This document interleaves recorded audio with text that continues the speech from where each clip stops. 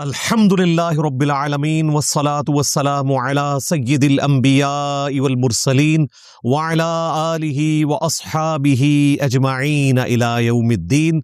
Rabbi इश्रह ली सदरी व यस्सिर ली अमरी वहलुल उक़दतम मिन लिसानी यफ़क़हू क़ौली।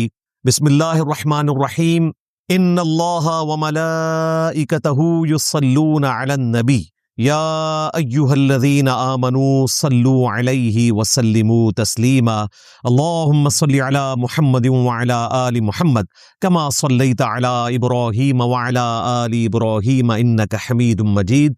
अल्लाहुम्मा बारिक अला मुहम्मदिन व अला आलि मुहम्मद कमा बारकता अला इब्राहीम व अला आलि इब्राहीम इन्नका हमीदुम मजीद। रब्बना आतिना मिन लदुनका रहमा वहय्यि लना मिन अमरिना रशदा।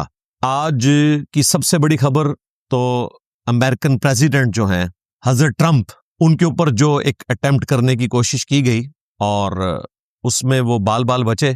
अब वो अटेम्प्ट किसकी तरफ से हुई थी अभी इस वक्त सूरत हाल क्लियर नहीं है, लेकिन अगर ये अटेम्प्ट ईरान की तरफ से हुई है तो फिर अमेरिका की सिक्योरिटी के लिए लम्हे फिक्री है। इसीलिए उन्होंने इनिशियली इनकार किया है कि जी इसका ईरान वार के साथ कोई ताल्लुक नहीं है, लेकिन मुस्तकबिल में अगर कोई ताल्लुक निकल आता है तो जाहिर है एक ईरान की तरफ से बहुत बड़ी अचीवमेंट होगी कि इतनी दूर वो पहुंच गए हैं अमेरिका के पास। बाकी इस जंग को रुके हुए ऑलमोस्ट अब 18 दिन हो चुके हैं। 40 दिन की ये जंग थी जो 28 फरवरी 2026 को शुरू हुई और लगता ऐसा ही है कि इंशाल्लाह ये सीज फायर इसी तरीके से जारी रहेगा। और पाकिस्तान ने इस हवाले से जो एफर्ट्स की हैं उसको पूरी दुनिया कदर की निगाह से देख रही है। हम अल्लाह ताला के हुजूर दुआ करते हैं कि अल्लाह ताला पूरी इंसानियत को बिलउमूम और मुसलमानों को बिलखुसूस जंगों की मुसीबत से निजात अता फरमाए। जंगें कोई अच्छी चीज़ नहीं है, ये एक सर्जरी वाला मामला होता है, एज ए लास्ट रिजॉर्ट किया जाता है। अब रहा हमारा ये जो स्टूडियो रिकॉर्डिंग का सिलसिला है तो ज़ाहिर है ये वक्ती तौर पर है और ज़ाती तौर पे जो लोग मुझे जानते हैं उन्हें पता है कि मेरी तबीयत इस पर आमादा नहीं होती कि हम इसको चंद लोगों तक स्टूडियो रिकॉर्डिंग के अंदर लेकर आएं, लेकिन चूंकि मुल्क की सिक्योरिटी की सिचुएशन ऐसी थी उसकी वजह से फिर हमने यही डिसाइड किया कि फिल वक्त जब तक इस्लामाबाद टॉक्स चल रही हैं उस वक्त तक एटलीस्ट इसको पोस्टपोन किया जाए ताकि कोई ऐसा वाकया रिपोर्ट ना हो जिसकी वजह से इंटरनेशनली कोई बदनामी वाला मामला हो। अब ये एक अलग बात है कि ये सब कुछ मुसलमानों की तरफ से ही होता है, मुसलमानों के खिलाफ, ये बहुत बड़ा अलमिया है। अक्टूबर 2010 से हमारी प्रॉपर रिकॉर्डिंग्स का सिलसिला शुरू हुआ और आप देख लें ऑलमोस्ट 16-17 साल होने वाले हैं। इसमें कोई नागा नहीं है सवाए उन चंद मजबूरियों के जिसकी वजह से हमें नागा करना पड़ा, अदरवाइज कॉन्टिन्यूस ये सारा सिलसिला चल रहा है अल्लाह के फजल से। इस दफ़ा जो अटेम्प्ट हुई एकेडमी के ऊपर, एक दहशतगर्दी का हमला हुआ 19 अप्रैल 2026 को, उसकी वीडियोस पब्लिक में आ चुकी हैं और वो कोई सीसीटीवी कैमरे की वीडियोस नहीं है बल्कि वहां पर रियल टाइम जो दुकान में लोग मौजूद थे उन्होंने ये वीडियो बनाई। अब इसमें कोई गुंजाइश नहीं रही कि कोई शख्स ये ब्लेम दे कि ये अटेम्प्ट्स जो हैं ये इंजीनियर साहब खुद करवाते हैं या झूठ बोल देते हैं। इस वक्त तो आपके सामने है कि हमारे एक पुलिस के भाई जो हैं अहसन कियानी साहब हाफिज़हुल्लाह ताला, वो ज़ख्मी हुए हैं, उनके लिए दुआ करें अल्लाह ताला उन्हें सेहत अता फरमाए। अब उनकी हालत खतरे से बाहर है, ऑपरेशन हो चुका है उनकी टांग का और उसमें दहशतगर्द भी मारा गया है। इसके बावजूद अगर किसी को कोई वहम है तो हम उसके लिए दुआ खैर ही कर सकते हैं कि अल्लाह ताला उसको हिदायत दे। लेकिन मेरी अकेडमी के बाहर आके इस किस्म की एक्टिविटीज परफॉर्म करते हैं और कहते हैं हमने अकेडमी बंद करवानी है। इसकी बुनियाद पे अगर मैं ये कहूं कि तुम लोग कादियानियों के सहूलतकार हो कि उनकी इबादतगाहों को बंद कराने की कोशिश नहीं करते हो, क्योंकि आइन ने उनको भी प्रोटेक्शन दी हुई है। भाई अगर कादियानी जो पाकिस्तान के आइन में काफिर डिक्लेयर किए गए हैं उनके पास प्रोटेक्शन मौजूद है तो मेरे पास बदरजा औला मौजूद है, बल्कि खतबे नबूवत के राइट्स तो है ही मेरे पास है। चिश्ती रसूलुल्लाह पार्टी, थानवी रसूलुल्लाह पार्टी, शिबली रसूलुल्लाह पार्टी और हजरत मुआविया को नबी का दर्जा देने वाली मुआविया रसूलुल्लाह मामू पार्टी, इनके पास क्या राइट है कि ये खतबे नबूवत के ऊपर बात करेंगे? अगर हमारे जज्बात को देखा जाए तो हम भी चाहेंगे कि इनकी मसाजिद के अंदर जो गुमराही फैलाई जा रही है इनकी मस्जिदें भी सील की जाए, इनके मदारिस भी सील किए जाए, जज्बाती तौर पे, इल्मी तौर पे नहीं। इल्मी तौर पे हमारा मौक़िफ़ यह है कि सबको राइट है वो अपना मौक़िफ़ अवाम की अदालत में रखें। बल्कि वो कल मैं देसी फनकार टीवी के ऊपर एक मीम देख रहा था, उसमें हमारे एक्स मुर्शिद बापा जानी जो है वो कुरान पाक की एक आयत पढ़ रहे थे, सूरतुल बकरा की मशहूर आयत है, वला तुल्कू बिअयदीकुम इला तहलुका, अपने हाथों से अपने आप को हलाक ना करो। मैंने जब भी सिगरेट नोशी से मुतालिक कोई वीडियो रिकॉर्ड करवाई उसमें भी इसको कोट किया, तो उस आयत को पढ़ते हुए बार बार अटक रहे हैं। ज़ाहिर है ये आयत के अल्फाज इतने मुश्किल हैं, वला तुल्कू बिअयदीकुम इला तहलुका, तो उनकी जुबान पे नहीं चढ़ रही। और जो मुफ्ती आजम है हसन अत्तारी साहब हाफिज़हुल्लाह ताला, उन्होंने लुकमा दिया और गलत दिया। उन्होंने लुकमा दिया बी आई दिया कुम, हाँ लो सामो, तुम्हारे मुफ्ती आजम वो लुकमा भी दे तो लुकमा भी गलत, और कहते हैं इंजीनियर को देख के कुरान पढ़ना नहीं आता। वाह वाह, मैंने तो फिर आपके सारे उलमा का निकाला था ना। मुफ्ती तकी उस्मानी साहब ने एक आयत के अंदर 4 गलतियां की, मुफ्ती मुनीबुर रहमान साहब ने आयत देख के पढ़ी, उसमें गलती कर दी, मौलाना फजलुर रहमान साहब ने तो खुद अरबी के जरिए आयत बना डाली सूरतुल बकरा की, और इमाम काबा की कई एक चीजें, सूरह इखलास भूल गया। सऊद बिन इब्राहिम अश-शुरैम कितना बड़ा कारी है, कुल हुवल्लाहु अहद अल्लाहुस समद अल्लज़ी लम यलिद व लम यूलद पढ़ गया। सूरतुल बकरा का स्टार्ट भूल गया, अलिफ लाम मीम के बाद उसको ज़ालिकल किताबु ला रैब फीह आ ही नहीं रहा। तो हम क्या कहेंगे कि इनको कुरान नहीं आता? तो कोई इल्मी बात करें। हम वक्तन फक्तन मीम्स के लिए मटेरियल प्रोवाइड करते रहते हैं अल्हम्दुलिल्लाह। तो ये हसन अत्तारी साहब जो आपने लुकमा भी दिया ना, तो आपने मेरे अहले सुन्नत को बांध के मरवाया था। पहले भी वो गलत पढ़ रहे थे, आपका लुकमा भी गलत था। बी आई दिया कुम नहीं है, वला तुल्कू बी अयदीकुम इला तहलुका। जब मैं यजीद को कंडेम करता हूं तो अहले हदीस की दुम पे पांव आ जाता है, बरेलवियों के गले में जाके हाथ डलता है। जब मैं चिश्ती रसूलुल्लाह को कंडेम करता हूं तो अहले हदीस खुश हो जाते हैं, लेकिन बरेलवियों की दुम के ऊपर पांव आ जाता है। जब मैं थानवी रसूलुल्लाह को कंडेम करता हूं तो देवबंदियों की दुम के ऊपर पांव आ जाता है, और अहले हदीस और बरेलवी बगले में जाना शुरू कर देते हैं। इसी तरीके से जब मैं मातम को कंडेम करता हूं, मैं अकीदा इमामत की ऐसी शक्ल जिसमें रसूलुल्लाह सल्लल्लाहु अलैहि वसल्लम की दुनिया से रहलत के बाद भी कोई अकीदा रखे कि किसी गैर नबी के ऊपर अल्लाह की तरफ से वही आती है, इस तरह की कोई बिगड़ी हुई शक्ल माने, जब मैं इसके ऊपर डिस्कशन करता हूं तो बाज जो गाली किस्म के राफजी हैं उनको बुरा लगता है। हाँ, जो सुलझे हुए अहले तशय्युअ हैं वो तो कहते हैं हमारा इस किस्म का अकीदा नहीं है। तो भाई हर नजरिए से किसी न किसी की दुम पे पांव आ रहा होता है और किसी न किसी के गले में हार जा रहा होता है। जो कुरान पाक में तरतीब रिपोर्ट हुई है वो ये है कि पहले मुकालमा हुआ था नजरान के क्रिश्चियंस के साथ, उसके बाद एज ए लास्ट रिजॉर्ट जो है वो मुबाहला हुआ था। डायरेक्ट मुबाहला नहीं हुआ, तो मुकालमा करो, इंशाल्लाह मुबाहले तक भी बात पहुंच जाएगी। और तुम्हें और तुम्हारे बड़े भाई को, जिसने आजकल तुम्हें हजरत ट्रम्प के नाश्ते की वजह से ऐलान बरात की हद तक पहुंचा दिया हुआ है, पोस्ट भी लग गई है, तुम दोनों भाई पिछले 4-5 साल से मुबाहले के चैलेंज दे रहे हो और तुम्हें तौफीक नहीं हुई। और मैंने कहा था कि कभी भी तौफीक नहीं मिलेगी कि तुम मुबाहले वाली हदीस कभी अपने प्लेटफॉर्म से बयान कर दो जिसकी बुनियाद पे तुम ये बात मुझसे कर रहे हो, सही मुस्लिम की, क्योंकि उसमें मौजूद है कि इनके मामू ने हमारे मामू यानी कि उम्मत के मामू, क्योंकि नबी इस्लाम के मामू थे साद बिन अबी वकास, उनको उभारा कि वो सैयदना अली इब्न अबी तालिब पर सब करे। और इसकी शरह जो ये कहते हैं शरह खुद करता है, इब्न तैमिया ने की है मिनहाजुस सुन्नह में, किताब शिया के खिलाफ है और मन है कि ये इनके मामू ने हमारे मामू को उभारा कि मौला अली के ऊपर सबो शतम करे। और सबो शतम वो कहते हैं तनकीद, ना तनकीद नहीं भाई, तनकीद नहीं, वो भी मुस्लिम शरीफ में मौजूद है 6229 लाअनल्लाहु अबू तुराब। ये कहते थे अबू तुराब पे अल्लाह की लानत, नाउज़ बिल्लाह। अली इब्न अबी तालिब की कुनियत है अबू तुराब। कहते नहीं वो कोई नामालूम था जिसने किया, और सहाबी को बुलाया, उसमें अल्फाज हैं कि मदीने का हाकिम बना बनु उमैया बनु मरवान में से, बनु हकम में से। मदीने का हाकिम कोई आम आदमी होगा, एटलीस्ट वो ताबई होगा, एटलीस्ट आम आदमी नहीं। तो मैंने कहा था कि वो जमीयत अहले हदीस मदीना शरीफ का उस जमाने का अमीर था, क्योंकि हाकिम वक्त था ना, और अब तो ये फंस गए।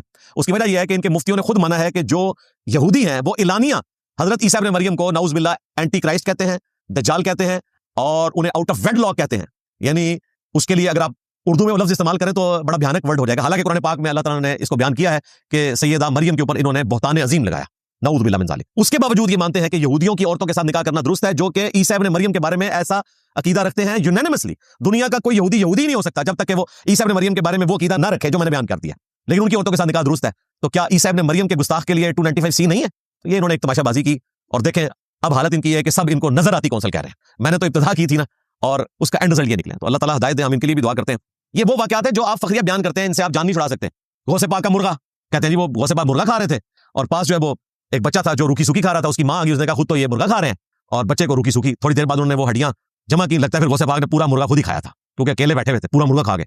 वो उन्होंने हड्डियां जमा की, उसको कुंभी जिंदा पड़ा, कहते हैं वो मुर्गा जो है वहां जिंदा हो गया। उन्होंने कहा जब तेरा बेटा इस मर्तबे पे पहुंचेगा तो फिर वो मुर्गा खा ले। हालांकि इस मर्तबे के ऊपर कोई साहबी भी नहीं पहुंचा हुआ था, वरना साहबे कराम भी मुर्गा ना खा सकते।